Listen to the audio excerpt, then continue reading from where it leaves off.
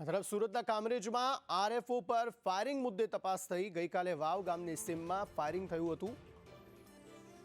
RFO બાળકને play સ્કૂલમાં મૂકવા જતા હતા ત્યારે આ ફાયરિંગ થયું હતું। અલગ અલગ જગ્યાએથી પસાર થતા સીસીટીવી સામે આવ્યા છે। સોનલ સોલંકી હાલ સુરતની હોસ્પિટલમાં સારવાર હેઠળ છે।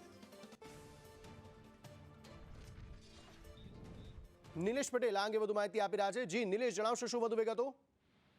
જે રીતે ચોક્કસ અંકિત, જે રીતે મહિલા આરોપોને જે હત્યા કરવાનો જે પ્રયાસ છે તે મામલે અનેક ખુલાસો થઈ રહ્યા છે। ખાસ કરીને જે આરોપો મહિલાની હાલત ગંભીર છે, જે રીતે હોસ્પિટલમાં ખસેડવામાં આવી છે।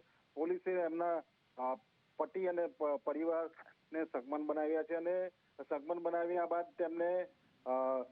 તેમની શોધખોળ કરવામાં આવે છે। ખાસ કરીને જે પતિ છે એ પતિ હાલ ફોન સ્વિચ ઓફ આવી રહ્યો છે અને ફરાર છે। સમગ્ર મામલે પોલીસ પણ આ મામલે કાર્યવાહી કરી છે અને જે આરોપી છે, જે સગમન છે તેને પકડવાના ચક્રો ગતિમાન કર્યા છે। જી, આભાર સમગ્ર માહિતી આપવા માટે।